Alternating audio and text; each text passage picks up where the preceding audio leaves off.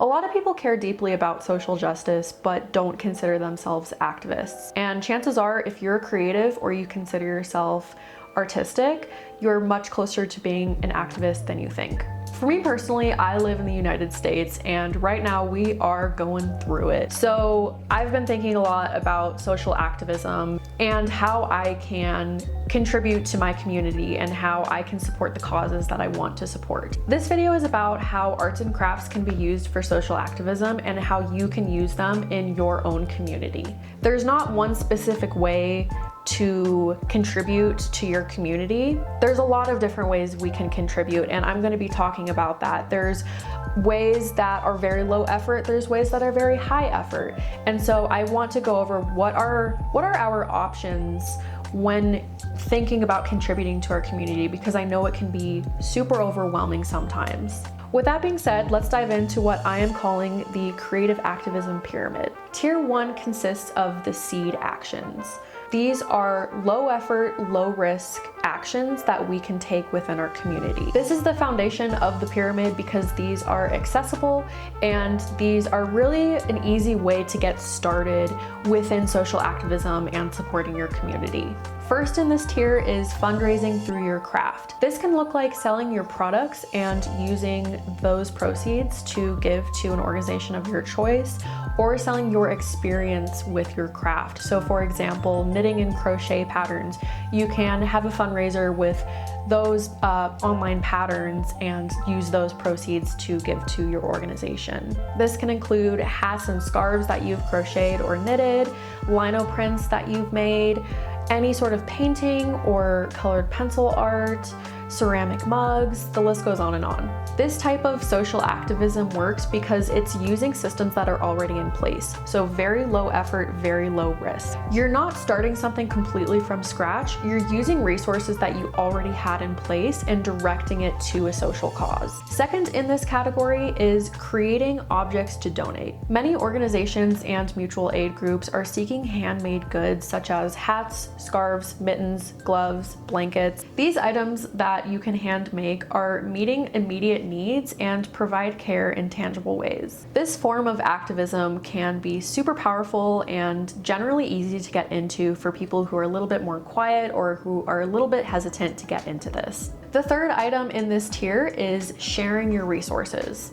Not everyone has access to resources like fabric, yarn, paint, etc. And so when you give these resources to people in your community, you're allowing them to, first of all, express themselves with their art and craft.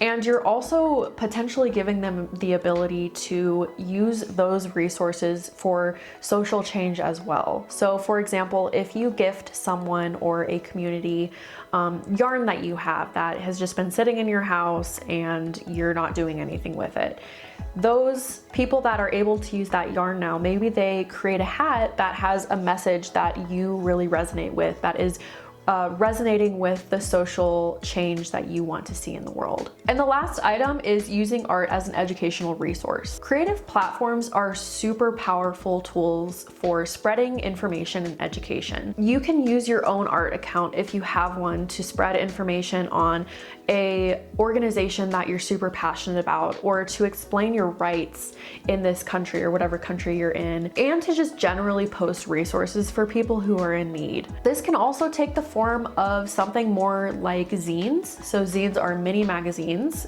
And what you can do is you can create a zine about the social cause that you're interested in or about an organization that you're interested in, and then spread these zines around your community, around your town. So you can go to libraries and see if they would let you place some of these zines in there. You can go to local coffee shops and do the same thing.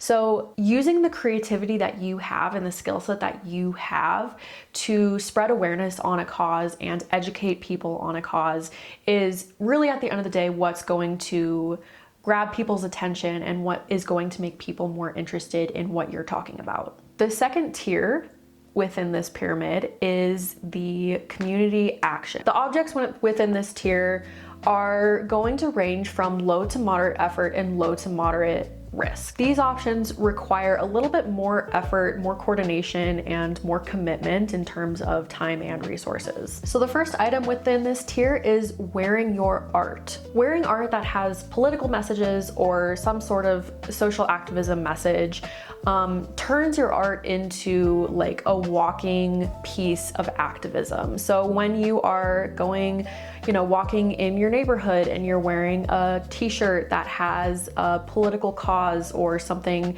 you're super passionate about, maybe people will see that and be interested. Maybe people will see that and potentially want to talk to you about that. One downside to this is if you are in a more conservative area, or if you are in an area where most people don't have the same beliefs as you, it can lead to maybe some tension with other people if you were to wear political statements on your apparel. So maybe this wouldn't be the best option for you if you are in that situation, but there are plenty of other options within this category. The second item within this tier is recurring craft circles. So craft circles can consist of 2 people, it can consist of 10 people, but basically it's where everyone gets together and does some sort of similar craft together. So maybe you're all doing fiber art, crochet and knit, or maybe you're doing scrapbooking. But when you take craft circles and make it social activism, you can invite people to speak on something that you're super passionate about. So invite an expert on women's rights, invite a professor from a local university who is an expert in the history of civil rights. If you're passionate about immigration rights and you really want people to, first of all, know their rights and also to be able to spread awareness on that, maybe you can invite someone there who can both educate you and inspire you. I really love this example of social activism because it's combining community with craft with social activism, and I think it's a really beautiful way to not only meet people who you identify with and you share very similar interests with, but it's also a way we can collectively learn more about what we are passionate about and more about the movements that we care about. And the third item within this tier is collaborative awareness projects. This involves making something with your community that brings awareness and education to your social cause. This could involve making signs and posters for a local protest coming up that you can donate to them. You can also collectively work on a really awesome zine, just like what I was talking about before, where you can distribute that zine through your community. You can create a more robust zine with your community and distribute that even further out. And the last tier of this pyramid is the public actions. So this is going to be the highest effort and somewhat higher risk out of all of the actions in this pyramid. This tier includes public-facing forms of activism and protest, so going out into the community and showing up in more confrontational ways. So the first item in this category is crafting as protest. Crafting can happen directly in protest spaces. So you can literally get a group of people who want to show up to a protest, and prefacing this by saying that you should always protest safely and know how to de-escalate situations.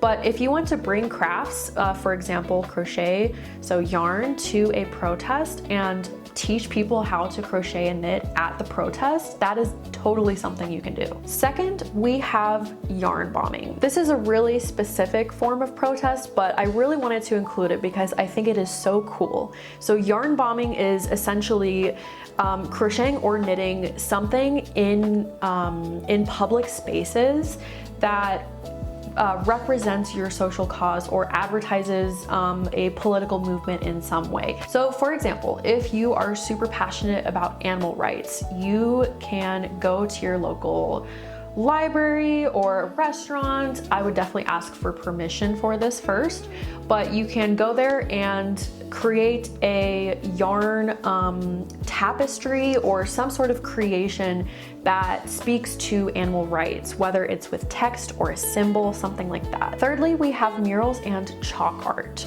This is another very specific form of protest, but I do think it is very powerful to have public murals or chalk art that has messaging that resonates with you and your social cause. Again, definitely get permission before you start a mural or chalk art in front of a store or a restaurant. I think this is such a beautiful form of protest because you are sharing with the world in a creative way what you're passionate about, and for something like a mural, it's going to be up there pretty permanently. People are going to walk by it every single day, and that is going to create a lasting message about what you are passionate about. Activism does not have to look one specific way, and I really wanted to create this video because I was feeling very stuck for a time in how I should show up in my community and how I could contribute to the causes that I really care about.